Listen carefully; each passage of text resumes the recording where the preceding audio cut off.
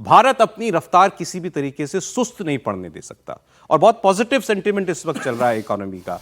आज ही डेटा आया है कि जो बेरोजगारी दर है शायद 5.2 हो गई है, महंगाई दर जो है वो 8 साल के सबसे निचले स्तर पर चल रही है। आपकी क्रेडिट रेटिंग अभी एक एजेंसी ने बढ़ाई, उसके बाद एक दूसरी एजेंसी ने भी कुछ पॉजिटिव न्यूज़ दी है भारत की अर्थव्यवस्था को, S&P ने शायद। तो ये अच्छी डेवलपमेंट्स इस वक्त चल रही हैं। मार्केट में डिमांड तो नहीं है ना, डिमांड का इंतजार कर रहा है मार्केट। अभी जो प्रोडक्ट्स है, यदि आप उसका पूरा फिगर देखेंगे तो जो बाइक्स हैं, कारें हैं, उसकी जो खरीद है उसमें बहुत बड़ी कमी आई। अब ये सारी चीजें जो प्रधानमंत्री ने कहा हम नेक्स्ट जनरेशन रिफॉर्म करेंगे, तो वो भी ये समझ रहे हैं जो बात आपने कही कि अब हमें इस सेंटिमेंट को और बढ़ाने की जरूरत है। तो अब इसके लिए कल उन्होंने एक बड़ी इंपॉर्टेंट मीटिंग की, ये आप देख रहे हैं तस्वीर। इस तस्वीर में भारत सरकार के मंत्री, भारत सरकार के अलग अलग विभागों के मंत्रालयों के सचिव और बहुत कई प्रमुख अर्थशास्त्री, उनको इस मीटिंग में बुलाया गया था। और इन सबसे जो है पहले मंत्रियों से कहा गया और सचिवों से कि आप अपने अपने मंत्रालय का अगले 100 दिन का रोड मैप हमको दीजिए। आपका मंत्रालय अगले 100 दिनों में क्या करेगा, क्योंकि प्राइम मिनिस्टर अनाउंस कर चुके हैं कि इस बार की दिवाली डबल दिवाली होगी। उन्होंने जीएसटी रिफॉर्म की बात की, कहा अब चर्चा है देश में 2 ही रेट होंगे, 5% और 18% के। तो ये इसके अलावा भी और क्या किया जा सकता है, ये कल की बैठक में इस पर चर्चा हुई है। इसमें होम मिनिस्टर, रक्षा मंत्री राजनाथ सिंह, नितिन गडकरी जी जो सड़क परिवहन मंत्री हैं, कृषि मंत्री शिवराज सिंह चौहान, वित्त मंत्री निर्मला सीतारमन, वाणिज्य मंत्री पीयूष गोयल, तमाम सीनियर मिनिस्टर्स इसके अंदर मौजूद थे। तो अब ये नेक्स्ट जनरेशन रिफॉर्म है क्या वाकई कोई बहुत आमूलचूल परिवर्तन करने के बारे में नरेंद्र मोदी सोच रहे हैं क्या? कोई बहुत बड़े फैसले, जैसे 91 का रिफॉर्म था, खोल दिया भारत ने अपना बाजार, उस लेवल पर जाने की, नेक्स्ट लेवल पर जाने की क्या नरेंद्र मोदी तैयारी कर रहे हैं? क्या है प्रयास? नहीं, निश्चित तौर पर ये है और इसको इस तरह से भी देखना चाहिए कि नेक्स्ट जेन रिफॉर्म तो शुरू हुए तभी जीएसटी आया, जो बहुत मुश्किल थी। और 8 साल के बाद सरकार ने तय किया कि हमने जिस चीज को बहुत स्ट्रीमलाइन कर लिया है, 1 लाख, 1.25 लाख, 1.5 लाख, 2 लाख करोड़, औसत लगभग 2.25 लाख करोड़ का जीएसटी प्रतिमाह आ रहा है, जो अभी अगर हम फाइनेंशियल ईयर की बात करें तो इसका मतलब ये हुआ कि सरकारी खजाने में पैसे आने शुरू हो गए। अब इसके आगे क्या क्या यहां रुक जाएंगे?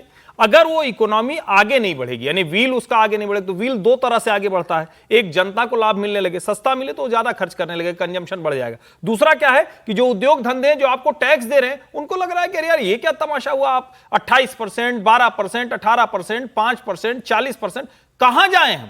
उनको आप साफ साफ बताइए। तो दोनों वर्ग को अभी जो जीएसटी रिफॉर्म है, जिसको जीएसटी रिव्यू के तौर पर लाल किले से प्रधानमंत्री ने कहा। दूसरा एक चीज हुई जिसकी हल्ले हंगामे में चर्चा बहुत कम हुई और मुझे लगता है कि विपक्ष को थोड़ा सोचना चाहिए कि सदन में क्यों नहीं चर्चा होती, जो इनकम टैक्स का नया कानून आया है। ये चर्चा की मतलब एकदम से जिसको कहें ना कि ये 360 डिग्री शिफ्ट है। आप अगर इसको यूं समझें कि इनकम टैक्स जो कई बार चर्चा होती है, हालांकि मैं अभी कहूंगा तो फिर से ट्रोल वाले आ जाएंगे, धीरे धीरे इनकम टैक्स न्यूनतम की तरफ या कहें कि ना की तरफ ले जाने की कोशिश है। मैं उसके जो फाइन प्रिंट पढ़ रहा था उसमें कोई ऐसा नहीं कि आपका टैक्स स्लैब अभी बदल दिया गया, वो तो ऐसे ही 12 लाख कर दिया। उसमें जो स्ट्रक्चरल चेंजेस है वो किए गए, उसमें जो रिटर्न और रिफंड का प्रोसेस है वो बदला गया है, जो जार्गन्स जिसको हम कहते हैं, जो समझने में थोड़ी मुश्किल हुई, उसको बदला गया है। तो हम दोनों तरफ, यानी ये जो इनडायरेक्ट टैक्सेज हैं और जो डायरेक्ट टैक्स है, उसको हम पूरी तरह से बदलता हुआ देखेंगे। उसको यूं भी कह सकते हैं कि भारत का हर आदमी कहता है कि गुरु और कहीं नहीं चलना है, दुबई चलोगे क्या?